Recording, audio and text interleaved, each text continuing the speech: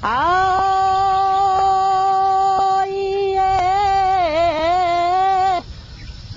iday,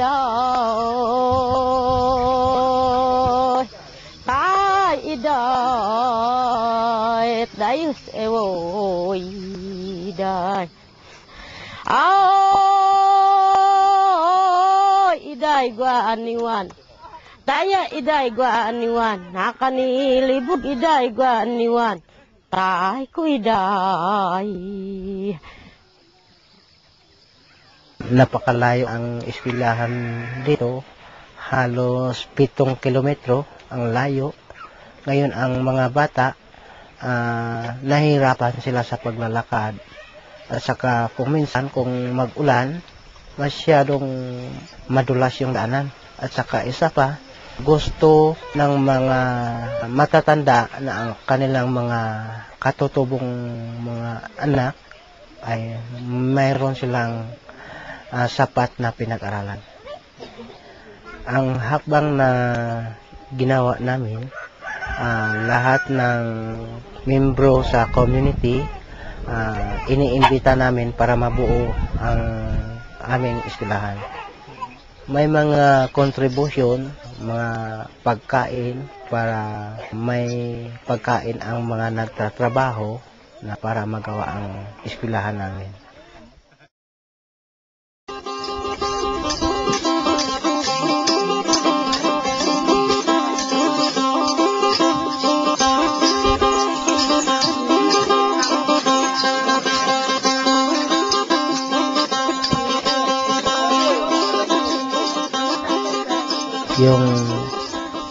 Yung mga subject na tinuturo ko, English, Filipino, at saka mathematics. Sa loob ng 5 araw, 1 araw ang itinuturo ko na para makapasok yung aming tradisyon at mga practice. Kluon!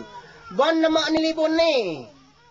Ang ginagamit po dito, tibuli, ubo. May mga ginagamit ko rin ng ibang paraan na para matuto ang mga bata. Katulad ng pinakita ko ng mga bato, mga dahon, kung ano mga pangalan ng mga nakikita nila sa mga palibot, kung ano yung pinanggalingan nila, at kung ano yung mga tribo nila, dapat alam nila yun. Bondoon ni! Bugado! Bon ni! Filo ni bato ni! Filo idagam! Asfalo lewe!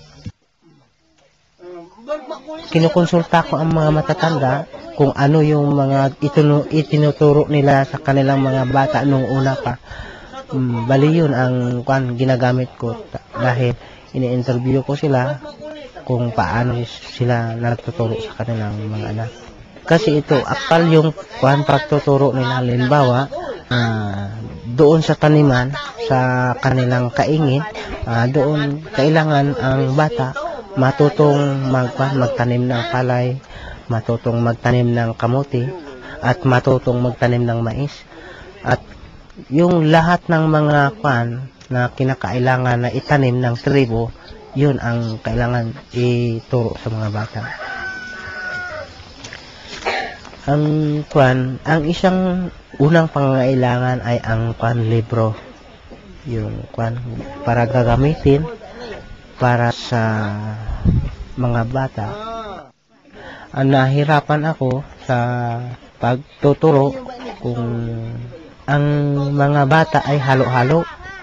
Ang pinakabata bali 5 taon hanggang 7, tapos bali isang klase yan siya. Tapos ang 8 hanggang 15 bali isang klase yan siya. Ang gusto ko, pagkatapos ng kanilang pag-aaral, na meron na silang knowledge, wisdom, na para gamitin nila sa kanilang pamumuhay araw-araw.